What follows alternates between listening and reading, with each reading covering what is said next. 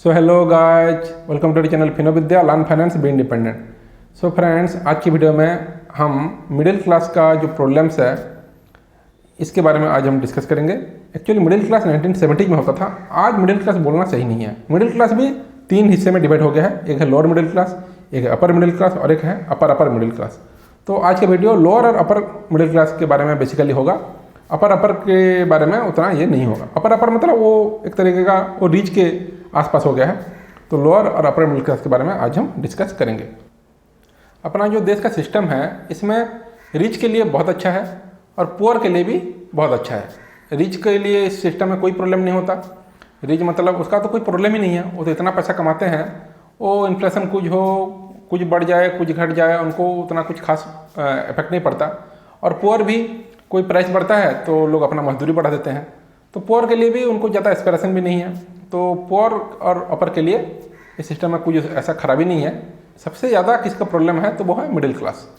तो middle class जैसे आप ओलंपिक में देखे होंगे, जो गोल्ड मेडल पाता है वो पूरा तो खुश होता है, वो तो अभ्यास ही बात है। और जो ब्रॉन्ज पाता है वो उसको ये डर रहता है कि वो सोचता है अरे कहीं मैं अगर थोड़ा सा गलती कर लेता तो मैं ये ब्रॉन्ज मेडल भी नहीं पाता, कम से कम ब्रॉन्ज तो मिल गया, वो बोल के वो भी खुश रहता है। लेकिन जो सिल्वर मेडल पाता है वो देखिए वो कभी खुश नहीं रहता, क्योंकि वो हमेशा सोचता है कि और थोड़ा मिल जाता तो मैं गोल्ड पा सकता था। तो वही है। तो जो मिडिल क्लास है उसको मतलब वो गरीब भी नहीं है और उसको हमेशा चाहत है कि उसको अमीर होने का, तो वो उसमें थोड़ा फंस जाता है। सो अमीर लोग इस सिस्टम से कैसे फ़ायदा उठाते हैं उसका एग्जाम्पल अभी मैं बताऊँगा।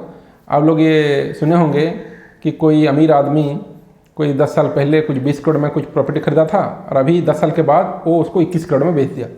तो आप सोचते हैं कि यार इतना से ज़्यादा तो प्रॉफिट तो वो एफडी करता तो वो कमा सकता था, लेकिन वो ऐसा बेवकूफ़ नहीं है।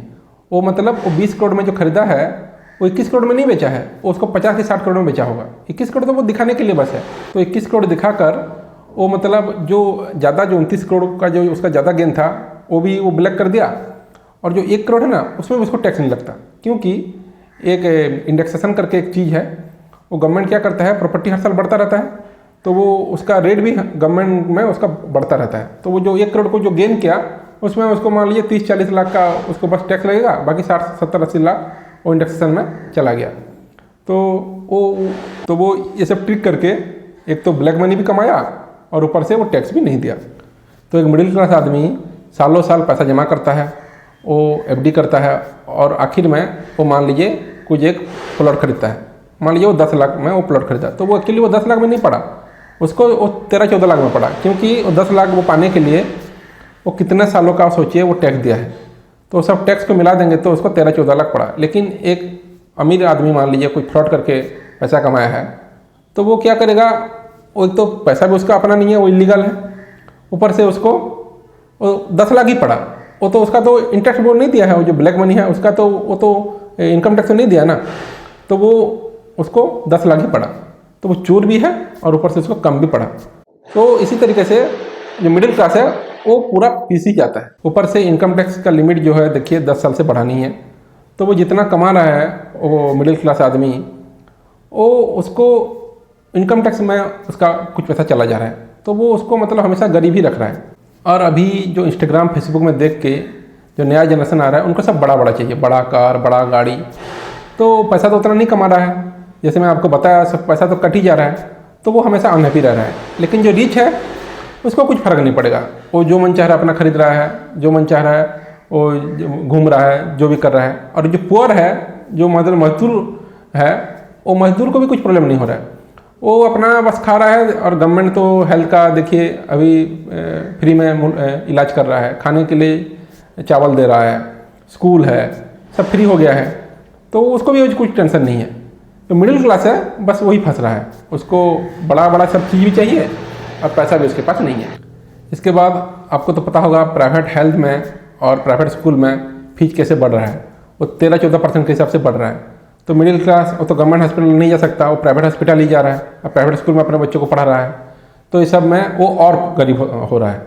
तो इस सब के बाद वो आखिर में प्राइवेट हॉस्पिटल और प्राइवेट स्कूल के चक्कर में भी उसका बहुत ज़्यादा पैसा लॉस हो रहा है। जैसे मैं देखिए एक बीटेक किया हूँ, मैं 10 साल पहले बीटेक करता था, तब मेरा ट्यूशन फी 70,000 के करीब था 1 साल का। अभी तो 3 लाख से कम में आप बीटेक कर ही नहीं सकते। तो ये सब के चक्कर में जो मिडिल क्लास है वो और गरीब हो गया है। तो दुनिया भर में मिडिल क्लास ऊपर उठ रहा है और वो अमीर के करीब जा रहा है, लेकिन इंडिया में क्या हो रहा है, वो मिडिल क्लास धीरे धीरे पुअर के पास आ रहा है, मतलब उसका स्टैंडर्ड जो है वो गिर रहा है। सो ये सब तो हो गया प्रॉब्लम का बात। अब आखिर में हम जानेंगे इसका सोल्यूशन क्या है। तो सोल्यूशन ये है दोस्तों, आपको कुछ एक स्किल सीखना पड़ेगा और स्किल ऐसा हो जिसमें आप कुछ अर्न कर पाएँ। तो वो स्किल सीख के आप और कुछ अर्न करें, तो आपके पास मल्टीपल सोर्स ऑफ इनकम आपके पास रहना चाहिए, ताकि आपका इनकम अगर थोड़ा बढ़ेगा तो आप ये सब जो अपना डिजायर है ये सबको फुलफिल कर सकें। दूसरी बात है, आपको दूसरों को देख के आपका डिजायर नहीं बढ़ाना है। ये तो अभी आपका फाइनेंशियल कंडीशन ऐसा है, ये ज़रूरी नहीं कि हमेशा ये कंडीशन रहे। बाद में जब आपका इनकम बढ़ेगा तो आप ये खरीद सकते हैं। अब आखिर में मुझे एक वाकया याद आ रहा है। कोई एक प्रोफेसर इंडिया का कोई एक स्टूडेंट को पूछा, उसको वो 2 चॉइस दिया। एक चॉइस है उसका मंथली सैलरी 50,000 हो और उसको ज़िंदगी भर वो 50,000 ही उसको मिलेगा। और दूसरा ऑप्शन है कि वो कोई एक बिजनेस शुरू करे और बिजनेस में उसको साल में 1 करोड़ का उसमें उसको प्रॉफिट है। लेकिन दूसरे केस में ये है कि वो फिक्स नहीं है, वो जो 1 करोड़ है वो कभी भी जीरो भी हो सकता है। लेकिन जो पहला केस है जो 50,000 है उसको रेगुलरली मिलेगा। तो दोनों ऑप्शन में से वो इंडिया का स्टूडेंट को पूछा गया कि वो कौन सा चूज करेगा, तो वो इंस्टेंटली उसका रिप्लाई था कि वो पहला ऑप्शन ही चूज करेगा। जब वही सेम क्वेश्चन कोई यूएसए के स्टूडेंट को पूछा गया तो वो पूछा कि जो सेकंड ऑप्शन है उसमें रिस्क कितना है, वो डूबने का, जीरो होने का रिस्क कितना है। तो वो माइंडसेट देखिए।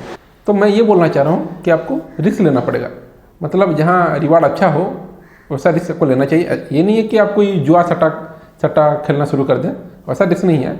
मतलब जिसमें रिवार्ड ज़्यादा हो ऐसा थोड़ा आपको रिस्क भी लाइफ में लेना पड़ेगा। सो आई होप आपको वीडियो बहुत इन्फॉर्मेटिव लगा होगा। वीडियो अच्छा लगा है तो प्लीज़ लाइक कर दीजिए, मेरे चैनल को सब्सक्राइब कर दीजिए और पास में जो बेल आइकन है उसे प्रेस कर दीजिए। Thank you.